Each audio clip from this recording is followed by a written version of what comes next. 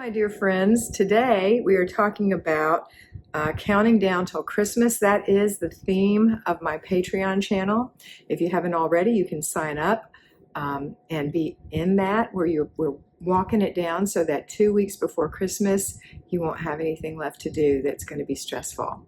And you will still be able to weave in your rituals, which are your routines, your basic weekly plan, and your zone work. And I'll be giving you something to do every day, whether you're payroll or you're an at-home homemaker. But in the meantime, let's just talk about in general what it means to count down to the holidays. Well, it means that what we're doing is a little bit every day, just like we do everything in FlyLady. We have everything that we're going to do, and we divide it up by the number of days that we're going to be working on it, and that's what we're going to work on every day until we get it done. That's a very generic way of explaining it. If you have never watched my video, How to Do the FlyLady System for Newbies, that's a long video. It's about an hour long. It's not an hour long, but when you stop the video and you make notes, which is what I encourage you to do, then it's going to take you about an hour to go through it. But it's going to really thoroughly explain my version of the FlyLady system. And it should make it a lot more clear when I'm talking to you about things. For those of you who know what I'm talking about, this week is zone, well, was or will, I don't know when we're going to release this, but this week, the week of November the 4th to the 10th, that's zone 2, the kitchen. So if you're an at-home homemaker, you have 4 days to do 15 minutes in the kitchen in the week. If you're payroll, I want you to put those together in 1 hour on your off day and get that done in the morning. All right. And then we've got our basic weekly plan, which is a weekly home blessing, free day, planning and desk day, errand day, car and purse day, date night, family day, and renew your spirit.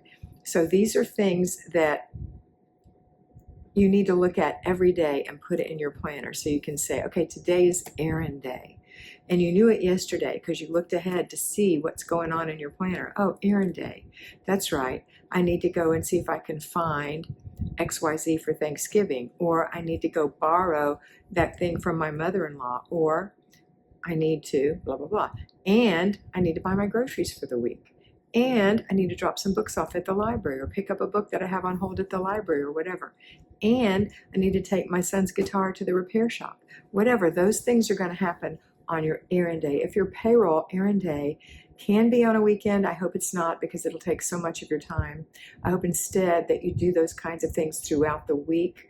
Like on your way home from work, you can drop the guitar off.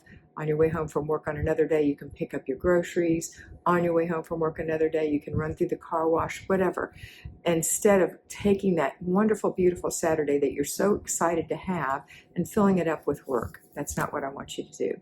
It's a day to enjoy yourself and your family, a well-deserved day off. And Sunday is a day to renew your spirit. If you're payroll, I do suggest that you do your planning and desk day on Sunday afternoon. It tends to be more quiet. Things are coming down. If it's going to be a super busy day or you have a lot of church functions or whatever, then you're going to have to do that planning and desk day either in the evenings after the children go to bed over several days or Saturday afternoon. But I'm hoping you have a little space and time on a Sunday that you can get it done. Okay? All right. So we are really excited about getting ready for Thanksgiving in the United States. It's only 3 weeks away as I'm recording this. And there's something to do every day. If you have Kimmy's planner, the She's in Her Apron planner, she'sinherapron.com. The link is below in the description. And at the back of November, she has a plan for Thanksgiving. Now, it does not entail everything. Like, there's not a place for you to write down. I mean, there's a blank page, but there's not an area that's titled, who are you going to invite? But there is a to-do list. There is a countdown that says what to do on the weeks before. There's a place if you want to have Friendsgiving. There's a whole section on Friendsgiving, and that would include the what you're going to serve, your grocery list, the assignments of who's going to bring whatever, your cooking schedule that you plan out in advance, and then your actual day before and day of schedule. And then there's another blank page that looks like this. It's not really blank. It's a notes page And then there's a whole another section for Thanksgiving dinner, not Friendsgiving, but Thanksgiving. So here's the place where you would put your menu, your appetizers, your main dish, your vegetables, your sides, your dessert, and your drinks, your grocery list. And it's really helpful because it's broken up in produce, meat, deli bakery, canned goods, dry goods, baked items, spices, condiments, snacks, dairy, drinks, frozen, and miscellaneous. So when you're looking, you'll go, oh, spices, oops, I gotta get some of that. Or dairy, oops, I need some of that. Or deli, oh, I wanna get that. I wanna buy a pie there, or I wanna get rolls, etc. Then the assignments look like this, and they're broken down into appetizer, salad, bread, main dish, side dish, dessert, beverages, and other. And so you can write down what they're going to bring, where the recipe comes from, and who's bringing it. You don't have to put where the recipe is coming from, but it's nice to say recipe source, like Aunt Mamie's, and over here, green beans. And then Susie's bringing them, okay? And then your cooking schedule, which is really awesome. It says, don't get overwhelmed, just follow these guidelines.